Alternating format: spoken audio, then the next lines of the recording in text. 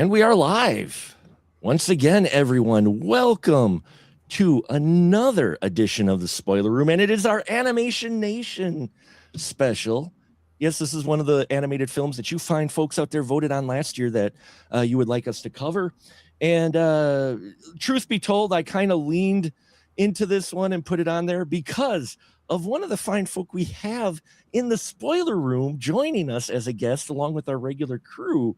So I'm very excited about this. Yes, tonight we are talking about Starchaser, the Legend of Orin, not Orion like I called it last week. I don't know why I said Orion. My brain works like that. But 1985's Starchaser, Legend of Orin, an animated feature film that has a reputation, but it's not for what the film's about, but for what it's like.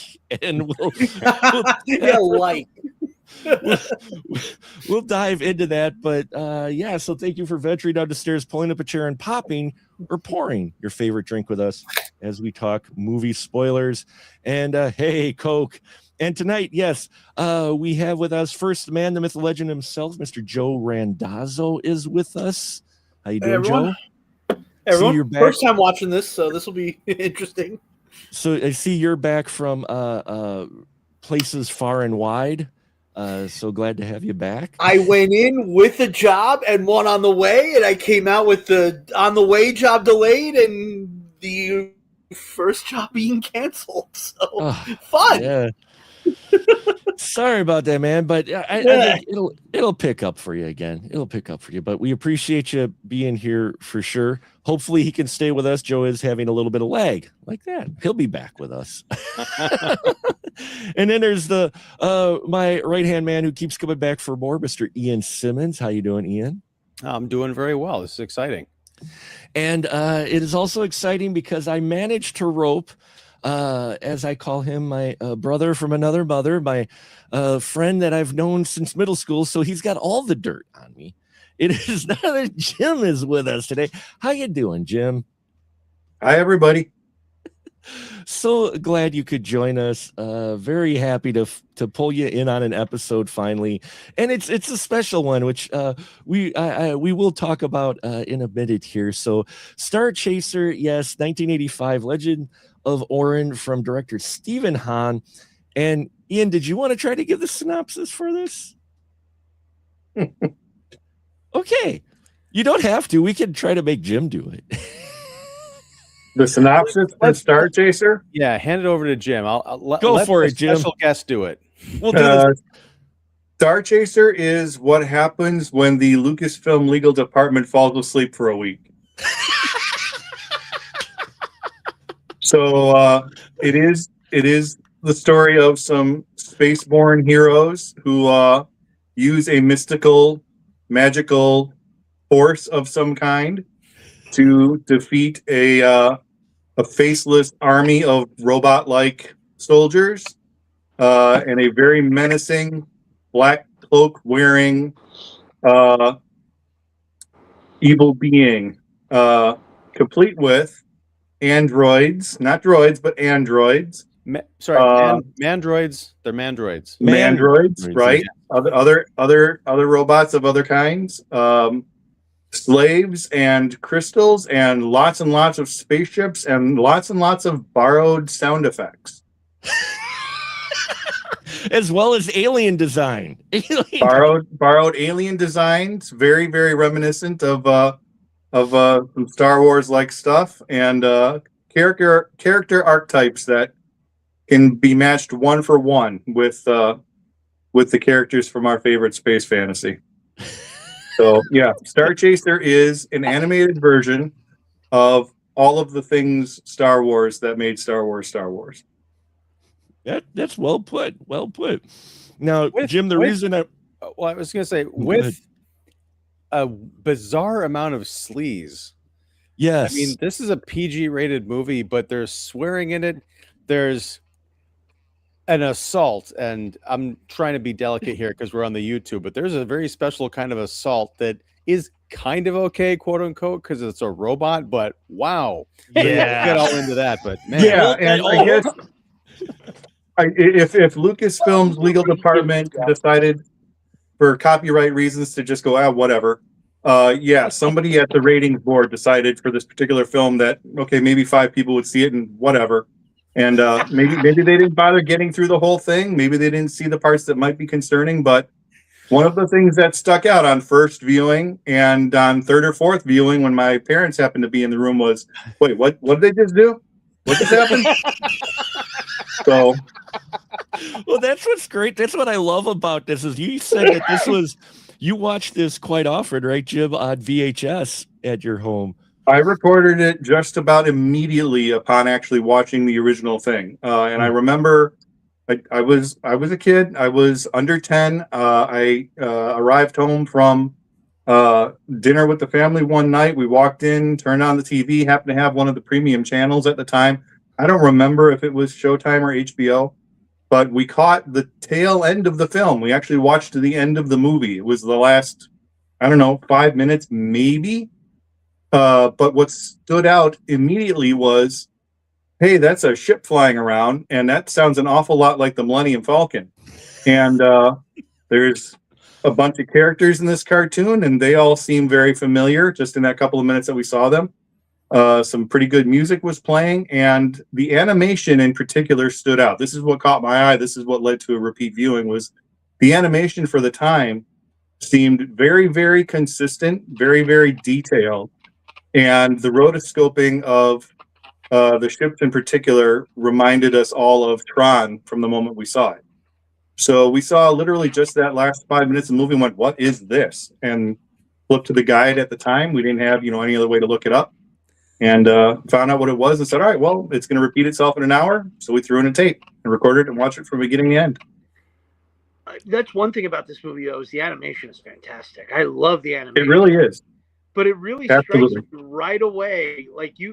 I think you said there is a 1-to-1 of the characters in this film to the characters in Star Wars, and that is accurate. You have everything from Jabba the Hutt, Princess Leia, Han Solo, C-3PO, Ben Kenobi. I mean, they're all there. It's insane. Yeah. I texted Mark and Ian. I was like, how did George Lucas not sue these people? Right. Absolutely. And then in the middle, you just find, guys, if your lady's giving you a little too much lip, just Yeah, because her personality's in her rear end, which we'll get to. And she becomes so docile after you stick your hand in there. Yeah. Yeah. And this is just, I know we're jumping ahead, but I'll just say that's one fine.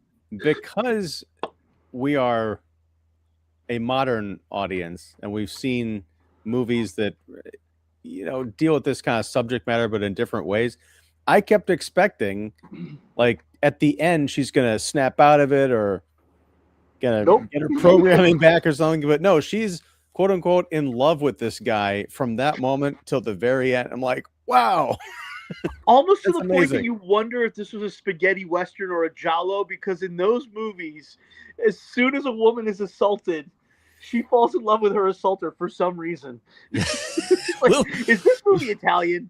I was gonna get let's get Joe and Ian's initial, because this is their first time viewing reaction, and then we will talk about that, because that is a scene that I didn't quite remember happening, and then when it did, I was like, oh yeah. So first, trauma gets blacked out in the psychology. That's what happened. So Joe, this was your first time watching. Yeah, it was my first time watching, and I had to restart it because people kept like calling me and texting me during it, and I'm like, am I just not getting it, or is it just that convoluted? It does seem to be a little convoluted, because because once I realized they're trying to fit Star Wars in an hour and 35. I'm like, okay, now I get why this is convoluted. And also I messaged you guys. I was like, and I basically about my same comment about how did George Lucas not sue these people. And Ian gave a perfect response that I didn't realize until a few minutes later, because it started happening. Oh, it's fine because George went and stole back. It kind of reminds me of how Rob Zombie for House of a Thousand Corpses stole from Texas Chainsaw Massacre. And then the Leatherface movie that came out like 10 years ago kind of steals from the Rob Zombie movies. And I'm like, Mhm. it's just full circle. They're just all cannibalizing each other at this point. And that's what that kind of reminded me of. To the point that when Orin kills Zygon, Yes, Zygon, yeah. I looked at that and I'm like, holy shit, that looks like when Kylo Ren kills Han Solo. Well, it was also it's Darth Maul. I mean, It's he Darth cuts Maul. him- He gets cuts cut him in right half, yeah. and falls Yeah, down and the he's shaft. cut in half like Darth Maul. And it's literally like the same shot framing. Like I didn't realize just how much it replicated till he cuts Zygon in half. Yeah, spoilers, folks. It's a spoiler room. He cuts Zygon in half, and the camera's like up from the tunnel, and his two halves kind of fall. And I'm like, holy shit, that's Yeah. like Well, we're not going to suggest here for the first time probably that George Lucas got his inspiration from Starchaser: The Legend of Orin, right? well, this Like is I the, said, it's this is snake the eating its first own time tail. I had never heard of this movie until Mark put it on the list. Same.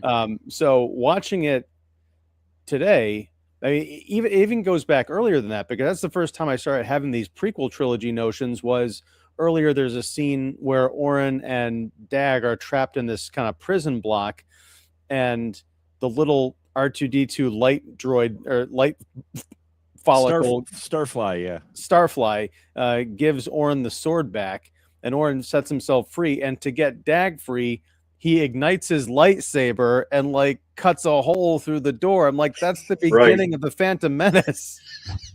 Wow. Yeah, so I mean, we've got Orin, obviously Luke, the Starfly representing Ben Kenobi, Dag Depremi obviously being Han Solo.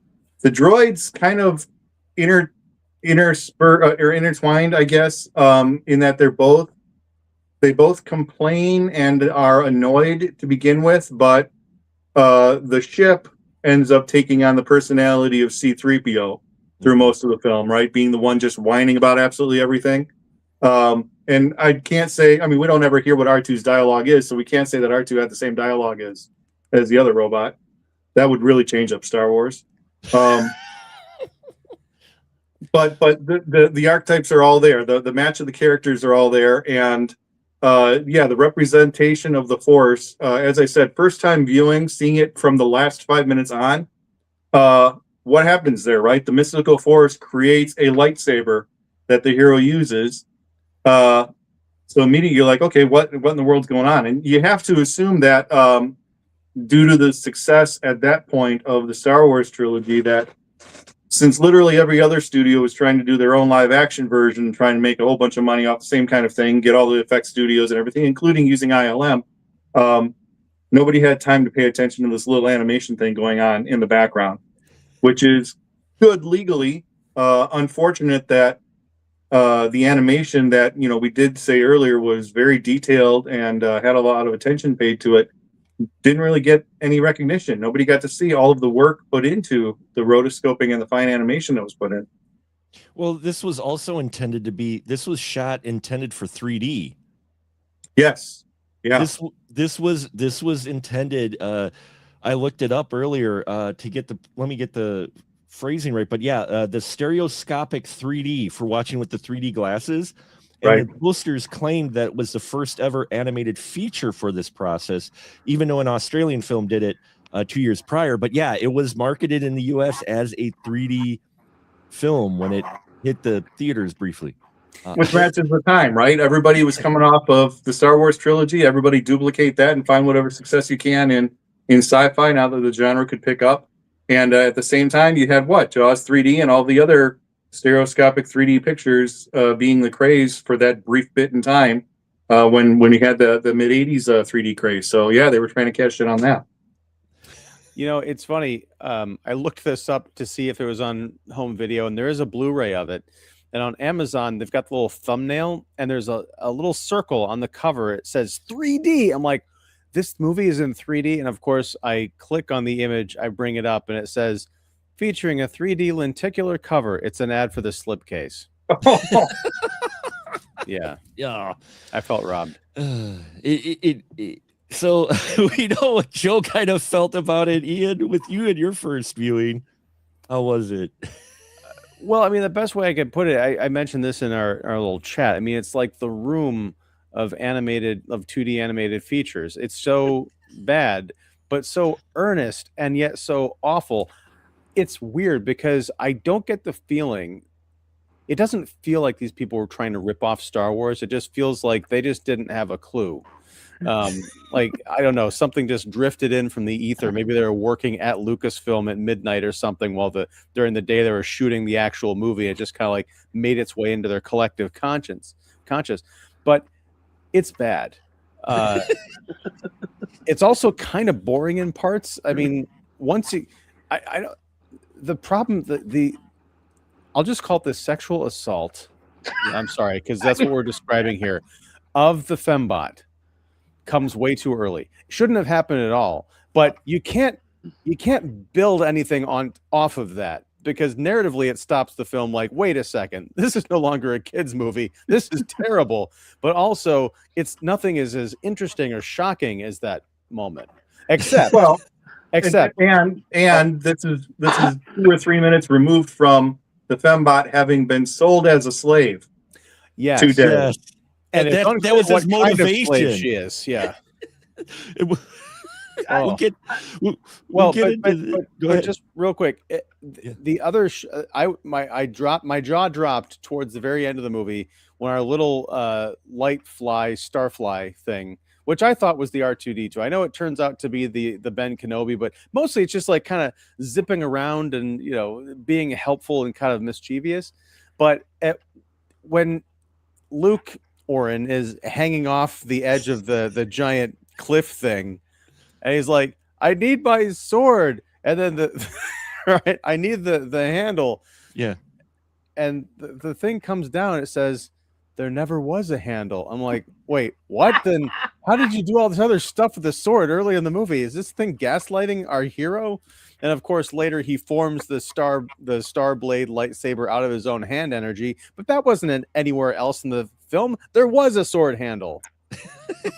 That the Starfly refers to several times. You're right. Yes. The gaslighting is there because earlier in the film, it's kind of like bouncing up and down on the hilt, right? Pointing out like this is the tool you need. Exactly. This is your way out. At that point you're talking about where it says you don't need the hilt. Okay, that's the first clue. But when Orin doesn't get it, then it's Starflight's like, whatever, and goes and gets the hilt anyway. And it's like, I'll get you out of this again. Oh, you don't need the hilt. I need the hilt. Okay, I'll get you the hilt. Right. There was a hilt. there was a hilt. It does seem to be a theme of this movie that certain things happen way too early in the narrative because they kill off the best friend character of Orin. I'm trying to remember her name. Elon. Oh yeah, how do I forget that? Yeah, Her like name is right Elon. away. Yeah. They kill her off like it had no emotional resonance for me because I'm just like, oh, okay, I don't give a shit. I don't know who she is. Well, this film just lightning. It blows through so much setup in the first 10 minutes of the film. Yeah, even the villain reveal is way too early. Yeah, you set up that he's a guy who wants to rebel and can't. They've got the overlord character. All these people are serving him. He's got a blind water boy who we find out later is his brother, but not initially. We don't know. He seems to just be taking care of him, but he doesn't refer to him as his brother till later on when I was watching it. Isn't he Elon's brother? Yeah, he's Elon. No, he. Or is he? I don't remember. I think he's Orin's brother because he's Orin's brother because Orin mentions that it's his brother because he wants to. He leaves his brother. He mentions it briefly in some of the wild dialogue they have here, and then he doesn't rebel. We got some whipping going on, and then while just digging, he just randomly finds the sword hilt, and within like a minute. He finds sword hilt. Old man shows up and goes, "Oh yeah, you got to hide that. You're the new Shaka Khan or whatever." And then, then a guard comes and whips the old guy because he puts himself in front of Orin. He goes blind and dies. I mean, like all these characters were introduced within the first 5 minutes, die within the next 5 minutes of the movie. Well, I gotta say, this is the problem with Elon's death in particular. This goes back to the Star Wars issue. Yeah. When Zygon is choking out Elon, the camera pans down to show the height difference because he's this tall guy and he's holding her with one hand and her feet are dangling off the floor. Now, this is another exact recreation of that scene from episode 4 when Vader's on the Tantive 4 choking out the commander guy. You see the feet dangling. And it's like, okay, that's Star Wars. And then a second later, it's like, wait, she's dead? This isn't like he choked her a bit and then sent her off to a cell. No, he kills her. And it's a shocking moment, except it's ruined by the fact that you're like, this is lining up with Star Wars. What are we doing here? Yeah. It may have been a product of its time too, because you did have, that period of the darker animation that was starting to come out, Don Bluth Studios and everything like that, and you had Secret of Nim and the Black Cauldron and Watership Down and so on. So we had to admit then, on that first full viewing, after, like I said, having watched the last 5 minutes first, you start out and they establish all the lore of being underground and digging up as hell, and these are all slaves dressed like slaves, just trying to scrabble for food. And for the first few minutes, honestly, watching it again from the beginning, it was, is this the right movie? Did we get the right one? Is there a different movie that looks a lot like that? Because what happened to the space? Where's the spaceships? What's going on here?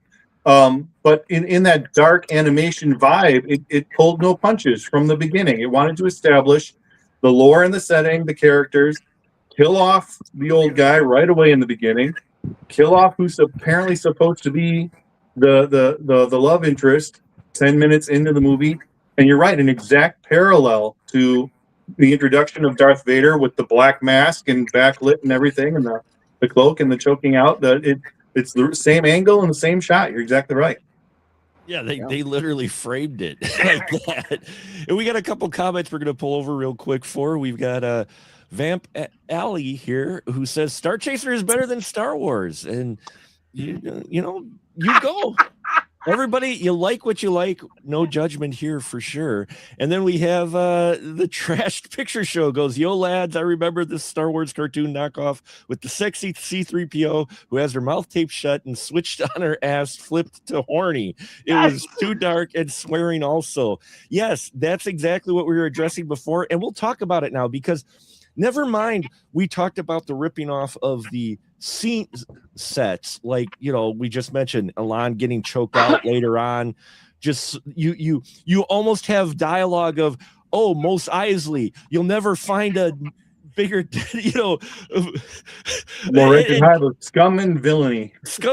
And then in this one, when they come out of their hyper light speed, they come across this town and you nearly have the Han Solo character saying the exact same lines and different wording, but the same lines. And it was like, wow, okay. But the design of the G4, the design of the G2 female robot, if you saw early concept drawings of the 3PO,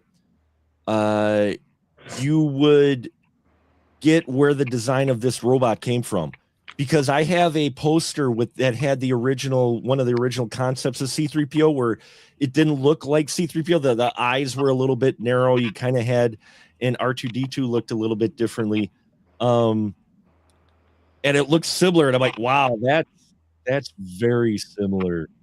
Oh, Joe, just to let you know, I think we're getting a little echo from you if you want to. I'll mute one. Yeah. I think they missed a chance with this droid. They could have called her GSPOT. That would have been great. But I forgot about that because, again, there's the Tron ripoff. Jim, you mentioned she's in a setting similar to the way we see what's her name in Tron, the love interest of Tron, where she's, doing the programming. She's in front of a console. You have other female droids doing data collection or organization. And it's almost the similar shot. And she comes out and, she has the attitude and he kidnaps her. But just a couple shots in there reminded me of when we see her in Tron. It's like, whoa, okay, this feels similar. But yeah.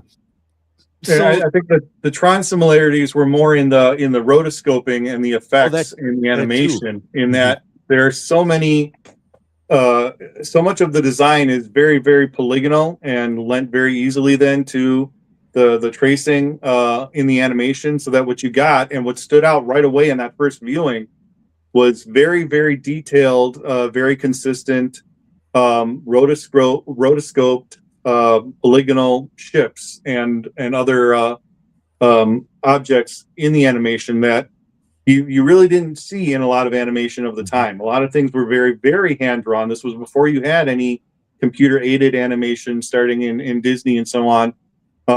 You had a lot of what you could tell was polygonal computer generated ships flying around at a high frame rate and rotoscoped and animated very, very well, which was brand new when I first saw it. I had not seen that occur in any other animated film. And I don't know that I've seen it since, apart from pure CG animated and overlaid cells. I mean, that's a great point, because there were several times during this movie that I was disappointed because it's such a Star Wars knockoff that I thought, why couldn't this have been applied to a different story? Because the ships flying around, the space battles and everything, it is remarkable because this is all animation. These aren't like models. I mean, the ILM folks did their own wizardry, but it's hard to remember that this isn't CG animation because it's so smooth. There are times when I was like, oh, that's a really weirdly composited 3D model, and I'm like, that's not a 3D model.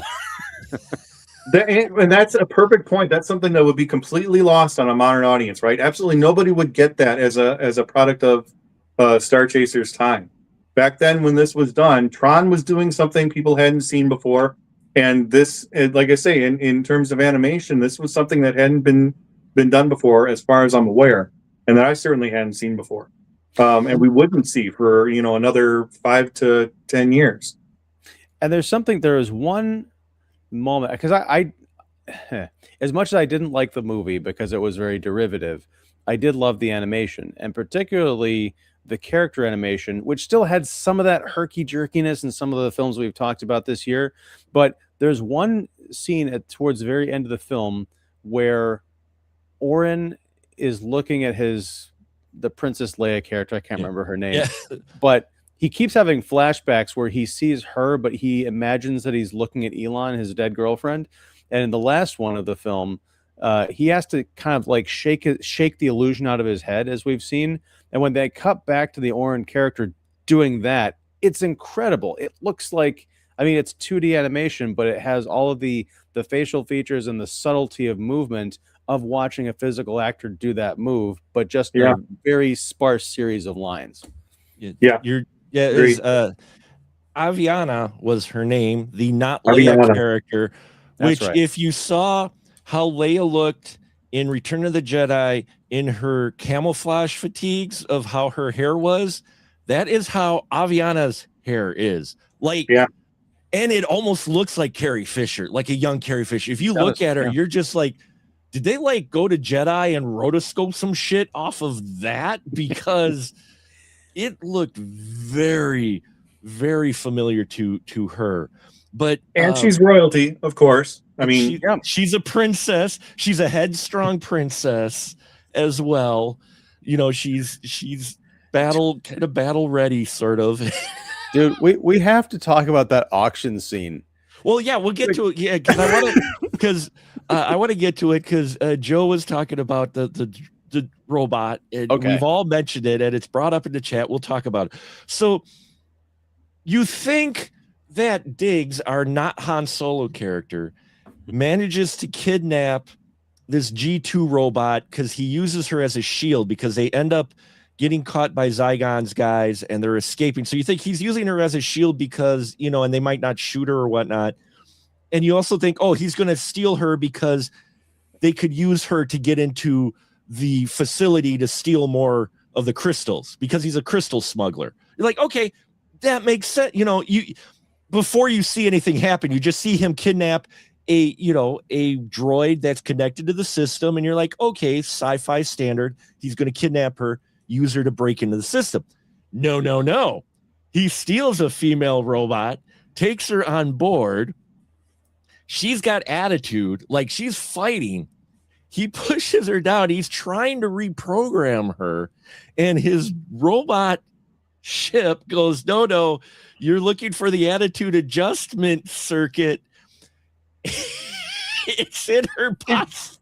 Go ahead, Joe. Yeah, it's in her posterior, and at that moment, you see the smirk on his face.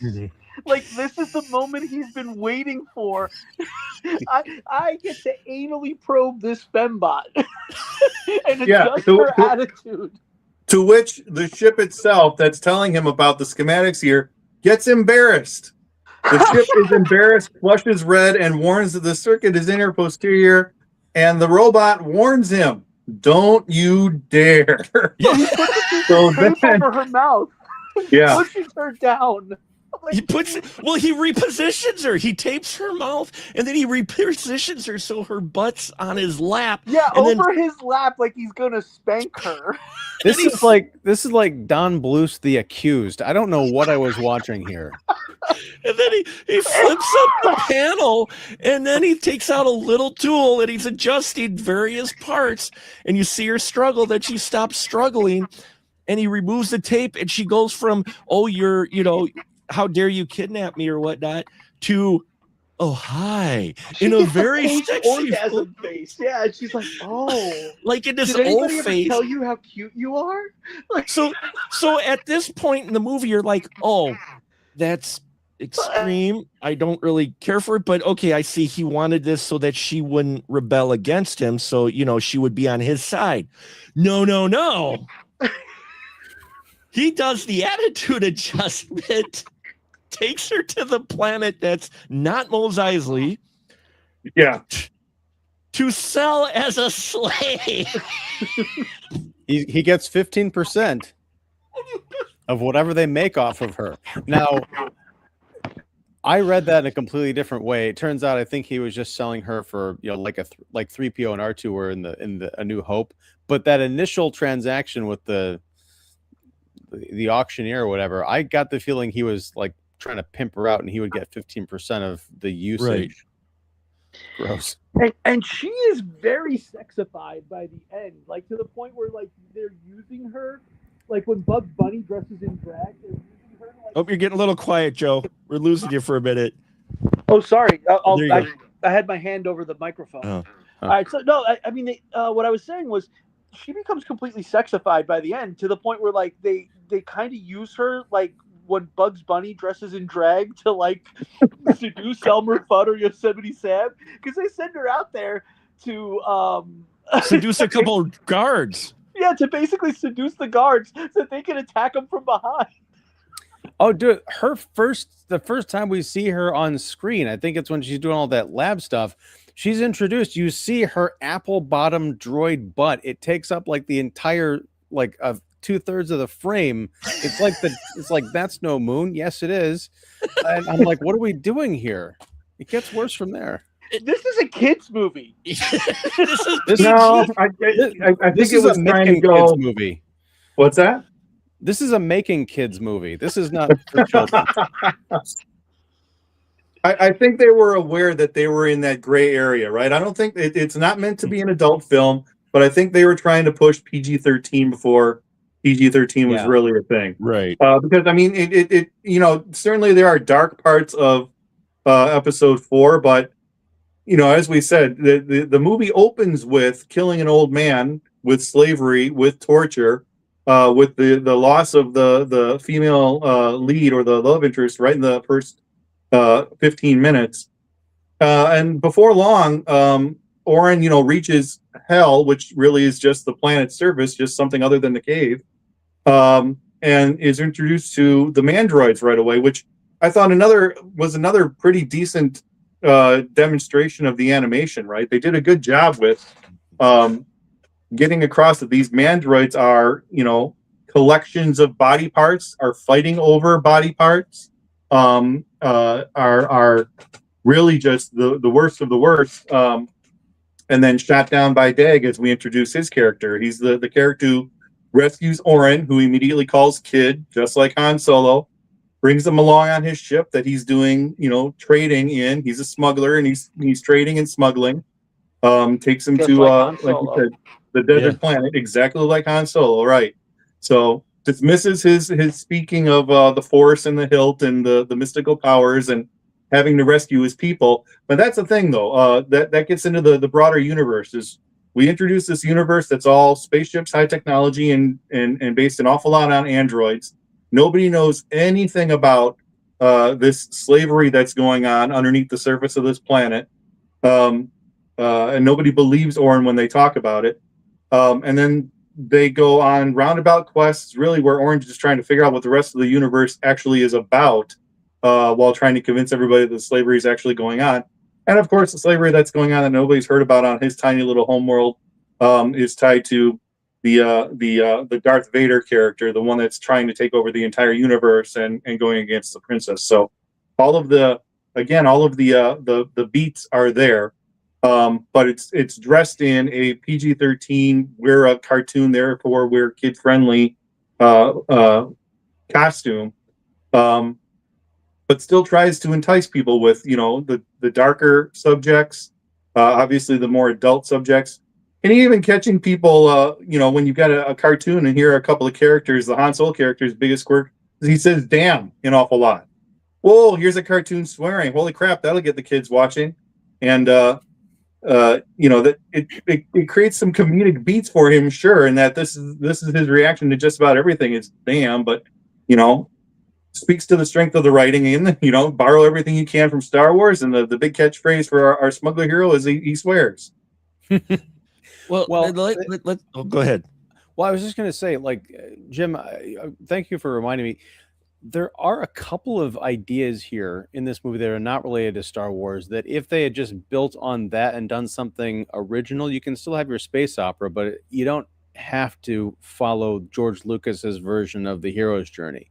What I thought was fascinating was when Orin gets to that surface and he fights the mandroids and he encounters Dag, he and his people, the slave people, had been down in those mines for thousands of years, being propagandized by these giant robot overlords and the mask-wearing demon creature and the big hellmouth thing, that there was nothing for them on the surface.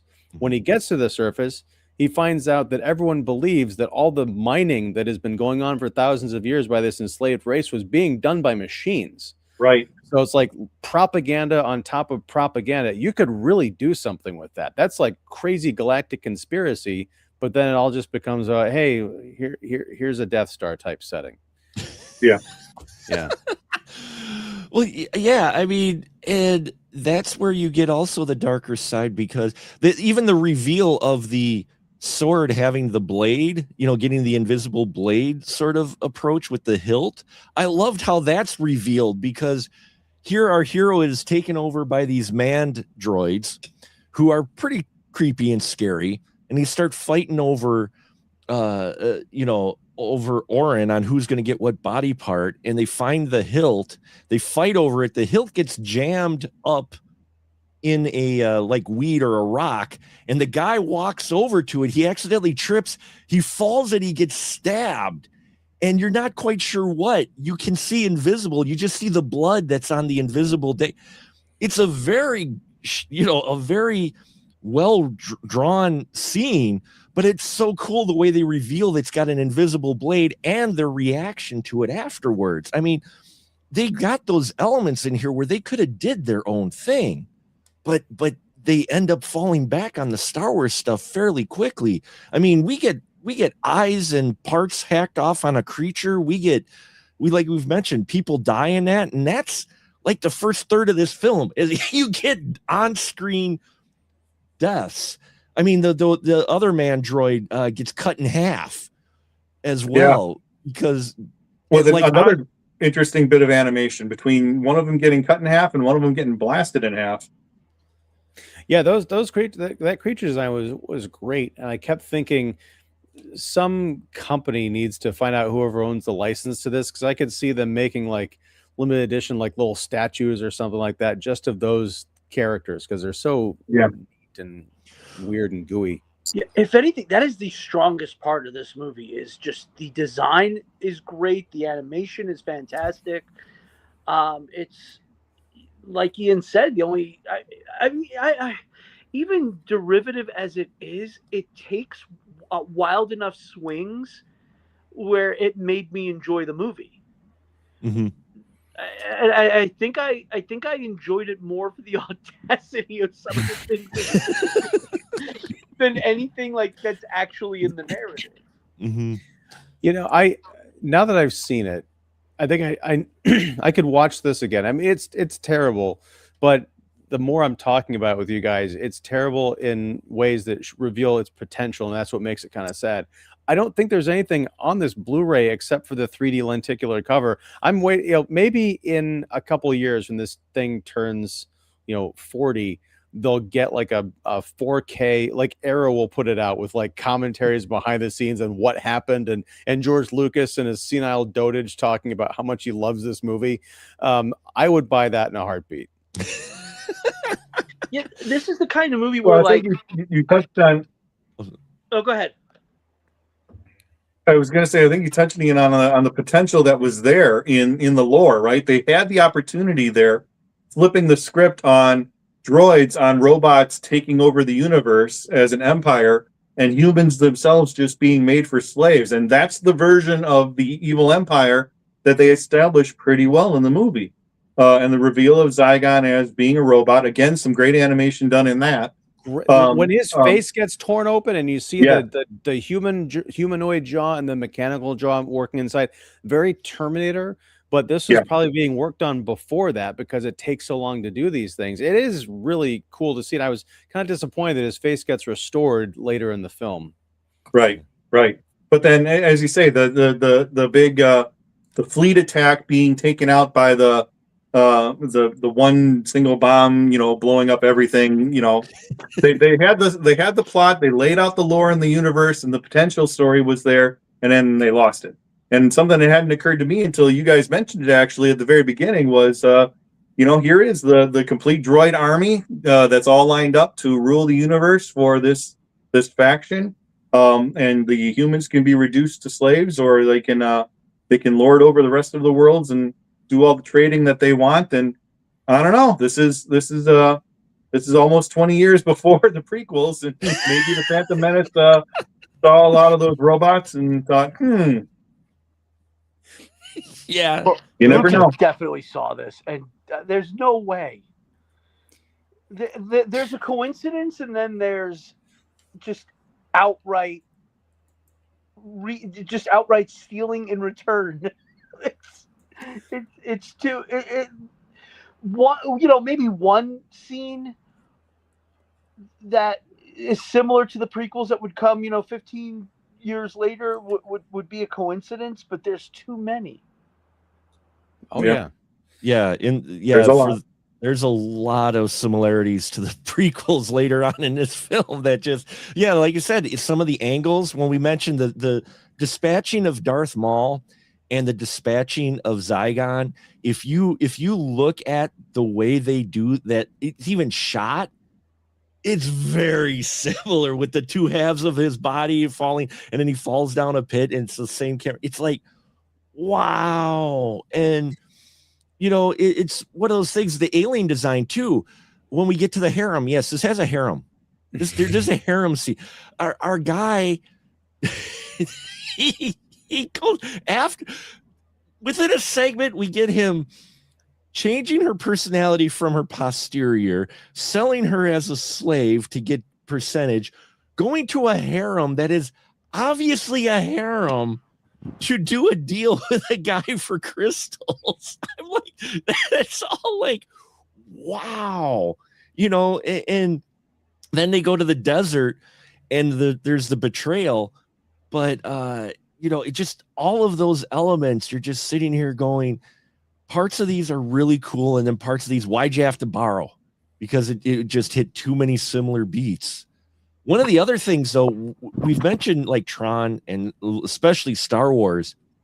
I know Back to the Future came out the same year as this, but there's a scene, where I'm going with this. Wait, actually, you're going to talk about a scene. I'm talking about the Dag's puffy vest. Well, no, that's what I was thinking. It was including. What's with the life preservers? Yeah. It's including that. Not only does Dag wear a puffy vest like Marty McFly, but there's a crash scene because these ships can take shots all over, but nobody reinforces the cockpit, obviously, because when anything ever runs into the cockpit, it shatters the window and people crash. Well, at one point, Dag's ship crashes. He's still inside, but Orin got tossed into a tree, and it turns out he crosses paths with the princess, who, by the way, was trying to buy the bot earlier. Okay. So she takes him back to her palace bedroom. The scene, the way it's shot, reminded me of Marty McFly waking up and seeing his mom as, a teenager in 1955. I mean, the way it's framed, the way it's shot, the way she's sitting, the reactions. I'm like, this all seems very familiar. Well, and the resolution of that scene is straight out of the vinyl that you've got behind you, Porky's Revenge, because Orin stands up and he's got the hilt and he swipes it and he like brings down her entire canopy bed on top of them, and I just happen to be on top of you, and they're kind of like rolling around under the sheets. It's so wacky and strange. The Back to the Future framing is odd, but I would think because of that this is hand-drawn animation, I would think that has to be a coincidence. Well, yeah, I I'm don't think sure. there's any way they could have intentionally mimicked Back to the Future. No, I'm not necessarily, but unless here's the theme of the evening. Robert Zemeckis had some friends who were working on this wacky little animated film. He swung by one night like, "Hey, what's this scene about?" They're like, "Oh, there's this guy, he wakes up and there's this girl in the bed." He's like, yeah. So obviously, Back to the Future and the prequels both got all of their brilliant points from Starchaser, the legend of Orin. There's no reason that Steve Hahn and writer Jeffrey Scott shouldn't be multi-millionaires by this point. And while we are saying no, it's not a great movie. It's definitely watchable. There are some fun bits in here too, like the female bot. At one point, she's arguing with the ship Arthur. And Arthur, thank you. Yeah, his name is Arthur, and her name is Silica, by the way, because of course it is. Sure. So Silica's arguing with him, and at one point, she says a wonderful line though. She calls him an ungrateful son of a bit. Yep. I wrote that in my notes. I'm like, okay, that was creative. It was one of those moments too, and. Then we also had it here, the princess who didn't really want to save Orin's people. She just wanted to be with Orin, because at one point there's a decision she can make with Zygon, and she could help save the people, but she just wants to free Orin. I'm like, wow, you really don't give a damn, huh? Well, I mean, he's constantly running around shirtless and showing off those awesome minor muscles. That sounded really bad. I can't remember. Did that scene happen before or after he got his own puffy vest? After, pretty sure. Yeah, it's after he had it. So, I mean, there's just so many odd moments. There's also this interesting monologue that Zygon does. It's like out of the blue. That's what the randomness of this movie is great, because you just get these moments like that come out of nowhere. Zygon really hasn't had any bad guy monologues so far. He's had some one-liners, he had some things, but just as he's about to decide to, okay, we're going to attack the princesses. This may sound familiar. He's going to attack the princesses planet. World, yeah. Take over her world, even though they're not quite ready. They don't have all their battleships. He doesn't care because they have the princess here. He's like, we got to do it now. So he lines up all the ships around the planet, and now he decides to monologue. And he goes into this thing about many centuries ago, humans played against a chess program and the chess program beat them. And now the robots are going to take over the universe. I'm just like, well, that's a jump. But he just does this whole dialogue like, oh, yeah, because he mentions that, yeah, humans played chess against a program. And now many years later, the robots will checkmate the humans. Like, just So is this to say that this whole thing got started because Joshua from War Games turned into like the killer machines from the Terminator? Like, did it become Skynet? I'm not Skynet sure. begot Zion. Yeah, I'm telling. Well, the other weird thing is in that same monologue, he talks about the extinction of the dinosaurs. yeah. Did they have dinosaurs in whatever century on whatever planet he came from? Because that was, from my understanding, a strictly Earthbound phenomenon. How the hell would he know about dinosaurs? Well, is that what he's implying with the chess reference? Is that this is our galaxy, however many centuries later? This is all happening in our universe. My question is, how many? This seems like it's got to be like millions of it's years. 1,000. In the future. It's set. What, like 3,000 years from when the film came out. So like it's I've got it here. Excuse me, 1,000 years. It was set during 2985, 1,000 years into the future. Yeah. There you So go. the thing is, if you think about it though, okay, so he uses the chess reference, he references the dinosaurs, but our guy and his people who have been for 1,000 years been mining these crystals. So is that implying that Zygon and the robot army originated from Earth and they expanded out into the universe?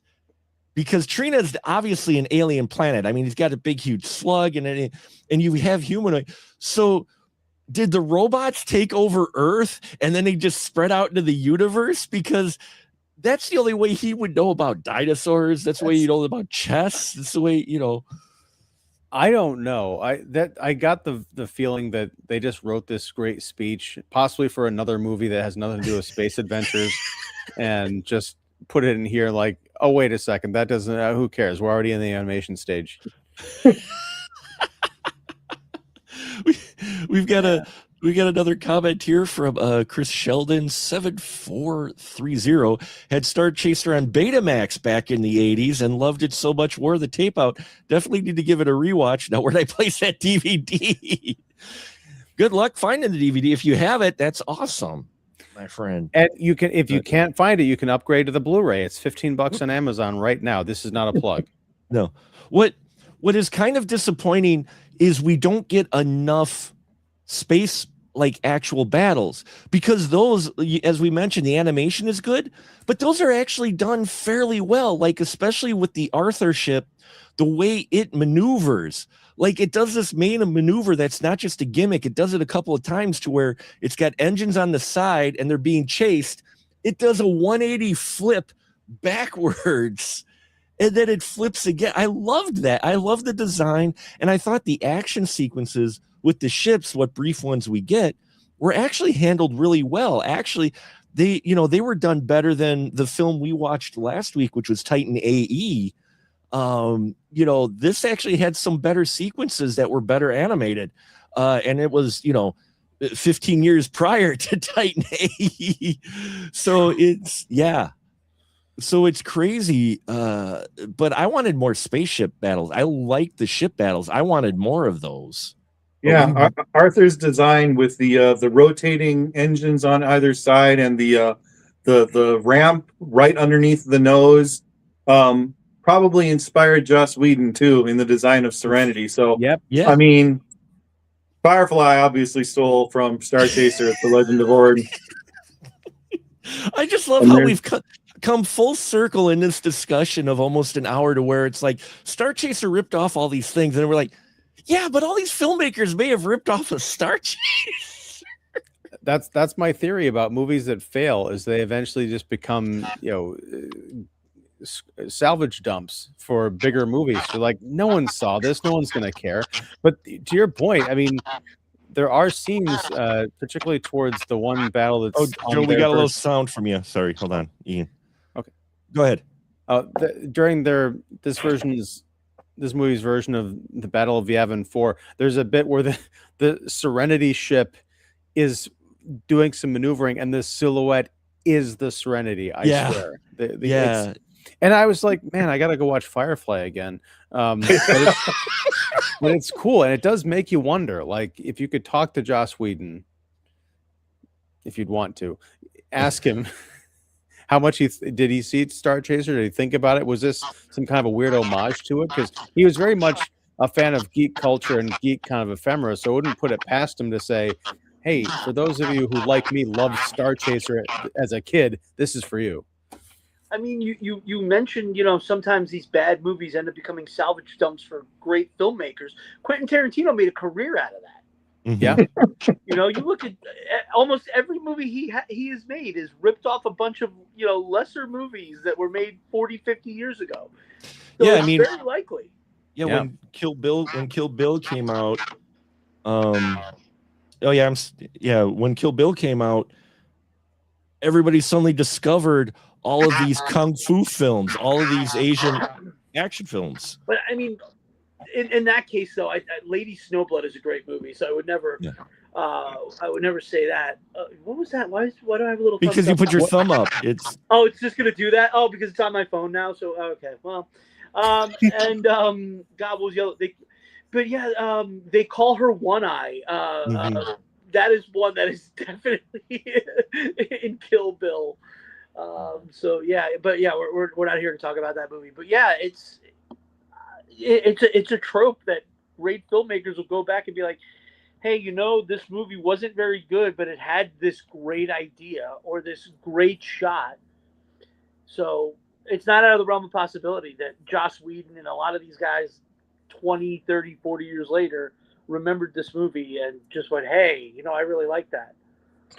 Now, on another edition of Who Did It First and Who Did It Better, Zygon, particularly the opening and the closing of this film, take place in those mines. And there's the one mine, you see this giant devil mouth, and there's fire inside of it. And then when Zygon appears, he's got these giant kind of ram horns looking very much like Molaram from Temple of Doom. There's a whole bunch of that in here. Now, the one question I have, besides, do we think that the animators were on the set with George Lucas and Steven Spielberg, or vice versa? But my question is, the scene where they send all of the crystals that they've mined into this giant tray into the fiery mouth, and immediately coming out of the fiery mouth is another tray full of bundles of bread, and everyone swarms to it, starts grabbing the stuff out of there. How did they not burn themselves to death? Because it's a giant metal bin coming out of a giant flaming metal mouth. And are the flames really flames, though, or are they illusions of flames? Oh my, Jim, you are breaking me open like the Stargate in 2001. I hadn't even thought about that.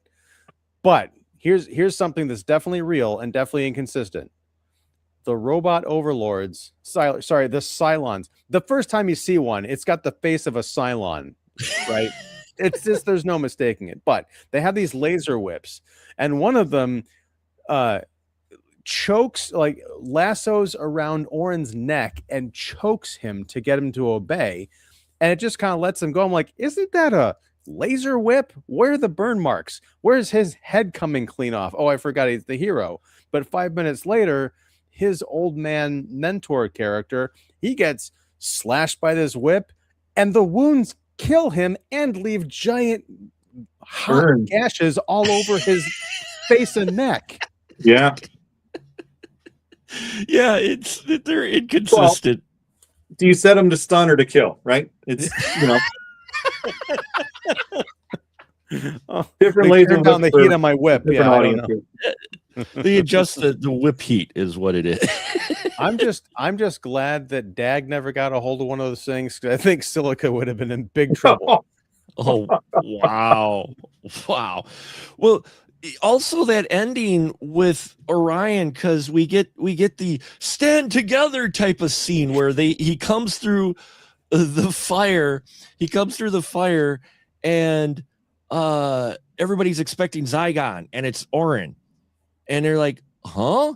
And Orin's like, yeah, this is all a lie. We must, and they're like, yeah, all right, Orin, we'll rebel. And then one dude out of this crowd of tens of thousands of slaves goes, no, don't believe him. He's going against the gods. And they're like, yeah, screw Orin. And then they're angry at him again. And then Zygon comes out and they reveal he knocks off the mask of Zygon to reveal that he's just a cyborg. And then they're all like, yeah, we're with Orin again. I mean, but that's all in like the span. Excuse me. That's all like a span of like 3 minutes. It's like the most wishy-washy people ever. The movie was ahead of its time. What can I say? I guess so. It's just whoever's speaking the loudest or has the biggest sword. One of the things is Dag earlier in the film, and the only reason I'm bringing this up is because now I realize where I got this quote from. Dag is he's like gonna leave Orin, and he's like, no, I've got a mission, I've got to help, and he's like, no, I'm gonna leave you here. He's like, all right, I'm gonna go now and free my people. And I'm like, I've said that quote so many times when I like leave somewhere, so I go now to free my people, and I've tried to figure out where the hell I get it. And Orin says it here, and I'm like, oh, that's where I got it from. He's so earnest about it too. It's like, all right, guys, this is the final act. I'm obviously the main character. I go now to free my people. I thought you were going to mention the Dag quote, which is hold still. I'm trying to get to your butt. That's how many times I thought it was going to be the line about Dag, which was, some men are honest, other men are thieves. Only Dag the Dreamy is both.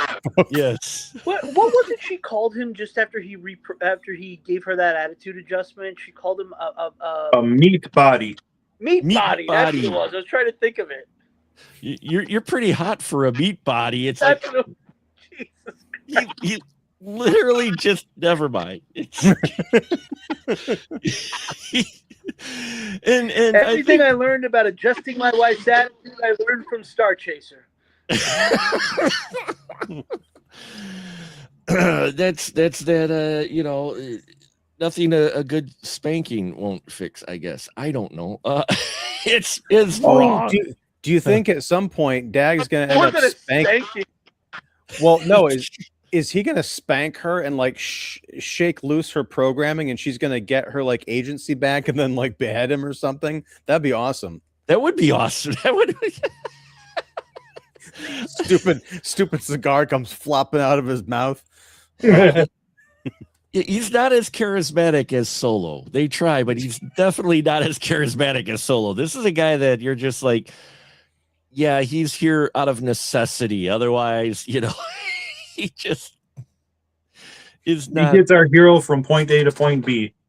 Yeah, he serves his purpose. So, and I hope this podcast served its purpose of get you interested in Starchaser, folks. It's definitely an interesting product of its time. Watching it now, much older, you catch a lot more that you may have kind of missed when you were younger or not, but it all has different context nowadays. But at the same time, this is one of those odd watches, and I'll get everybody's final thoughts, and then we've got a little housekeeping to do. But for me, it's like I could watch this again, as rough as it is, as the problematic stuff in here, visually, animation wise, and that you just watch it going, how did this get put to film and get out to theaters?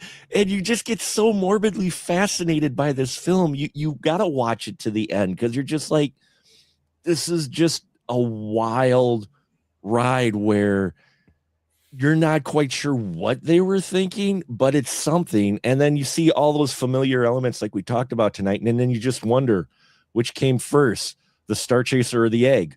So I can tell you what inspired them. It's the Mr. Krab meme where they ask him what inspired him to open the Krusty Krab. Money. That's it. yeah. So Joe, what's your final thought? We'll get yours first. What's your final thought with Starchaser? I'm very much in Ian's camp on this. It is not a good movie, but because of the wild swings, because of just how absolutely audacious it is, I would rewatch this. Would I show it to my nephew or any of the children in my life? No, but would I watch it with my wretched hive of weirdos and perverts? Absolutely. That's well put. Well put. Jim, what's your final thought with Starchaser? A product of its time. It was doing what a lot of other companies were doing at that time. Hey, Star Wars is making all the money. Let's try and do our own version. Appreciable, not for the story, not for the characters, not for the writing, but for some decent animation for its time. It stood out and was noticeable for what it did in animation. And obviously trying to catch the 3D bug, but still a good attempt, a good bat of art. Nice. Ian, what about you? Your final thought? Well, first of all, I came up with another alternate name for Silica, Me Too D2. I think that would work. We didn't talk about the auction scene, and I'll just bring it up briefly because it was magical. Go ahead. They're bidding on Silica. Princess, not Leia, is trying to win this droid, and Orin wants to get her instead. And so she starts bidding and he starts bidding and gets it up to this crazy amount of money, and he finally wins, and everyone's like, oh my God, I can't believe you're going to pay that much for it. And he's like, the guy's like, okay, give me your 2,000 galactic credits. And he's like, what's a galactic credit? Yeah, what are star banks or whatever they are? Yeah, it not was Starbucks, Star Banks. Right. It was like something out of a Disney Channel sitcom, which I'm watching a lot of with my youngest, and I just loved it. It was great. But yeah, I mean, I probably will buy this on Blu-ray just because it's going to go out of print someday, and I have no confidence we'll actually get the 4K this deserves. But it's terrible. I got bored during part of it, but now that I know the full scope of its craziness, I'll give it another shot. And this is perfect for a midnight movie and a revival at some point, for a big anniversary. Yeah, this is something, watching it by yourself, you're bored, but then talking to you guys about it, we're having so much fun talking about just how crazy it is. I completely forgot the Jabba the Hutt character while he's sitting there with his two concubines. Yeah. He mentions to our Han Solo character, I was told you're running around with a young man, or my lady's no longer good enough. Yes. Jesus Christ. Yeah, he said that, and I was like, he said "young boy," by the way. Yeah, I think it was young boy. I couldn't remember the. Yeah. Like I said, I just watched this for the first time. So yeah, he says, "Young boy, you're running around with a young boy, or my lady's not good enough for you anymore." And I'm just like, PG-rated family adventure. Can you guys imagine? I'm not going to get off of this point, but if this were to get a revival, can you imagine the AMC popcorn bucket for Starchasers? It's got to be Silica's butt. Right? But yes, I will buy that popcorn bucket. We're gonna get sued, but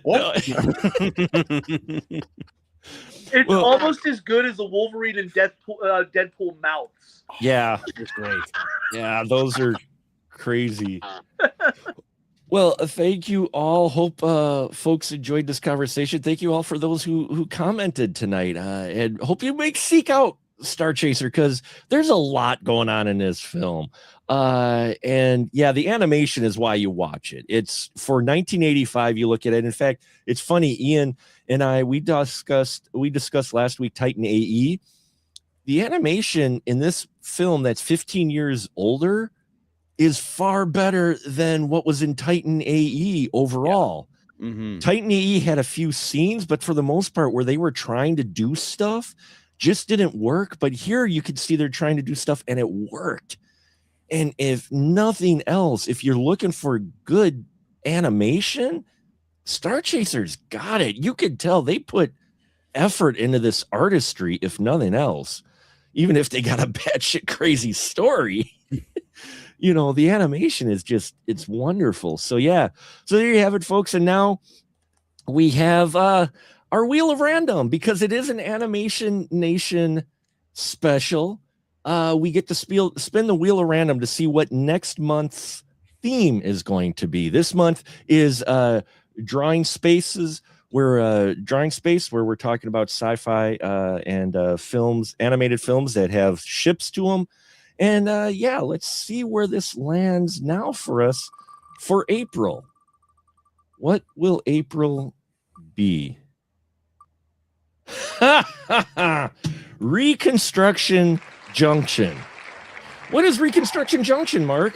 Well, your twisted brain. It's covering films that involve Reconstruction period of history. Oh, look at Ian's eyes. I love it. Look at Ian's eyes. So Are you saying that April is going to be the last month of the Spoiler Room podcast ever? so we are going to tackle well, the Animation Nation film for next month then is going to be Song of the South. We are talking Song of the South because it takes place during the Reconstruction. We are talking that film. Hell yeah. People voted for it. It's one of the ones that got the most votes when I put it on the ballot. Go figure. We're going to talk Song of the South. But we're also going to talk about Summersby, The Last Samurai, and Seraphim Falls. All films that take place. Seraphim Falls is from 2006. They all take place during the Reconstruction period. So those are the films that we will be watching. All of them, I believe, are still available on streaming. If they're not, I have a replacement one because I've come up with an alternative, like a bench warmer film in case, or if I have 5 weeks like we did this week. So this is great. I have not seen any of those. This is going to be first cool. times for me. Yeah, I'm excited. Very cool. So it'll be interesting conversations looking at an interesting time period and seeing how each one of the films are. I've seen a few of most of these.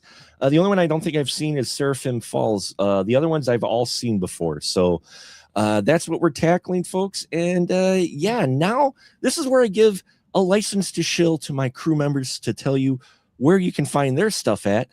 I don't know if Jim, my friend, if you've got anything to shill at all. Not at the moment. Not at the moment, but you never know with him. You never know. He's a man of deep mystery. Deep mystery that he still knows me after like 37 years. That's the big deepest mystery, I think. That he isn't, that I'm not in some desert hole somewhere. So I appreciate that quite a bit, sir. But we appreciate you having on the Spoiler Room, Jim. This has been great having you here. And Joe, you got anything to plug? Well, our the first of the 4 last drive-in specials is going to be on. I think it was April 24th, so we were 6 weeks away from that. It's going to be the Walpurgis Nacht special. The one of the films is one I've seen and is absolutely ridiculous and will be a lot of fun. The other one is more recent. I haven't seen it. I can't say what either of the 2 films are. But do check that out. And also on the plane last week, I listened to Ian and his new Castle Freaks segment or series. Series. Where he's going to be covering William Castle movies. He started with House on Haunted Hill. Definitely check that out. I had a blast listening to it on the plane. Thank you for doing it. Thank you for releasing it like a day before I had to fly too. That was I timed it just so. No. And the flight was only like an hour and 15 minutes, so it was perfect. Well, Nice. thanks, Joe. And that segues right into Ian. The floor is yours. I'm Ian Simmons. I run Kicking the Seat, which you can find at kickseat.com and also right here on YouTube. We do weekly interviews and roundtables and movie reviews and all that good stuff. Tomorrow night, Wednesday night, that's the 10th of March at 8 p.m. Central. We're going to be talking about The Bride, the historic new movie from Maggie Gyllenhaal. Join us. And then next week, we'll probably be talking about the Oscars. And also, I'm going to reveal my top 10 films of 2025 because, it's March. So why not? That's what I've got going on. Yeah. There's some people that still don't release theirs till April. I didn't do mine last year, but I know I fail as a critic. You can have my card if you want. I'll turn it in. But in any case, wait. Sorry. One thing, Mark. I don't want to step on your outro, but I gotta say, Jim, it's been awesome having you here, and I hope you come back and join us for some discussion. It's been great. 100%. Thank you very much. It's been fun. Thanks for putting it all into perspective for us first-time viewers. And that's why I was happy that Jim came on here, because I knew of his history with it. And if he wasn't here, or even he's still here, I dedicate this episode to him because he's part of the reason why I finally wanted to cover this film. It's been on my radar for a while. I'm like, oh, I got it. And now I'm like, yeah, so it's great having you here, Jim. And for those of you who might be interested at all, specialmarkproductions.com for all your movie man needs. You may want to keep in touch and tune in. If you haven't subscribed yet to the channel, please do so. I just happened to do some festival coverage this past weekend. And we've got 14 interviews coming up and probably that many, if not more, movie reviews coming up. In a couple of weeks, I'll be doing those. This week, we will also be having an interview with the director of a film I recently reviewed called The Cuckoo Clock. I'm interviewing Lisa J on Wednesday, and then that'll drop later this week. And there's some other reviews and stuff, but there's going to be a lot of content coming out of the Midwest Weird Fest / A Night of Horror International Film Festival, which I had the pleasure of being at this past weekend for 3 days. So look for all of that, folks. Like, subscribe, all of that on Spotify and whatnot. Thank you, everyone who did the online comments and tuned in live. We appreciate you very much. And just want to say, good night, everyone. Good night.